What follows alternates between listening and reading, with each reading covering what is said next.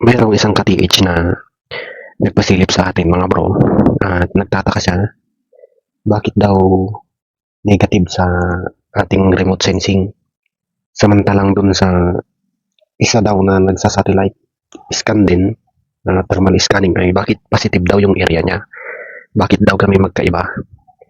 Ang sagot ko naman dun mga bro ay yung sa atin kasi ay legit at yung sa kanila ay peke. So, paano mo nasabi? Baka yun ang tanong ninyo mga bro. Bakit natin nasasabi na peke yung sa kanila? So, ito mga bro ay video sample. So, ipapakita ko sa inyo kung paano nila ginawang positive yung negative. For example, ito, makikita nyo mga bro, may namumuti dyan sa gitna ng nyugan. Hindi natin alam kung supot ng sako ito o kaya bubong ng bahay o yero o kung ano man na kulay puti dyan. Ganito kasi ang ginagawa nila. Kaya nagiging positive yung mga area na negative naman talaga. Mag-a-adjust kasi sila sa kulay. I-edit nila yung kulay mga bro. I-filter nila yan. So, ganito yung ginagawa nila. Kung mapapansin ninyo, ini-edit ko siya. Ganito mismo ang ginagawa nila kaya nagiging positive yung mga sinasabi nilang area.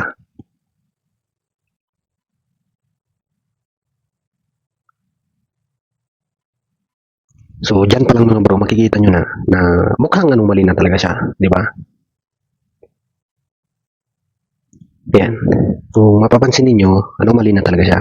Pero pansinin din ninyo na yung mga kulay ng punong kahoy ng mga nyog ay nag-iba na. Yan yung original na dati. Ito na yung ginawa para naging positive na. Yan. So, hindi kasi katulad dun sa atin na makikita mo pa rin na kulay, green pa rin yung mga dahon. At yung mga bubong ng bahay ay ganun pa rin ang kulay. Ito mga bro, makikita nyo, yung bubong ng bahay dati, yan, naging iba na rin. Ayan, i-play natin. So, magiging positive talaga mga bro kapag in-edit nila. Mukhang positive na. Ayan o. So, napakalayo na mga bro. Ganyan ang ginagawa nila kaya nagiging positive. Tapos, ikakat lang nila yan, ikakrap nila. Yan. So, ayan na mga bro. Nakikita nyo, positive na talaga. Yan o.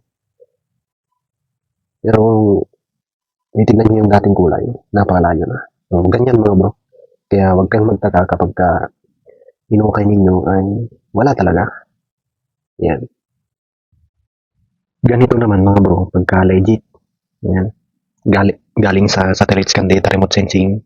Ganito siya pagka tunay mga bro. Mapapansin ninyo, may mga puti-puti dyan na namumuti-muti. Pero hindi yan yung anomaly. Yan. Pansinin ninyo, yung mga namumuti, puti pa rin. Yung bubong ng bahay, yun pa rin. Yan. Yung kulay niya. Yan. Ganyan ang legit mga bro. Gumagalaw-galaw yan. Yan. Baka sabihin ninyo, bubong ng bahay yung umiilaw. Hindi yan mga bro. Yan. Tinanggal natin yung iniba natin yung setup. Yan. Yung bubong ng bahay ay yung mga square-square na. Yan. Diyan pa rin yan.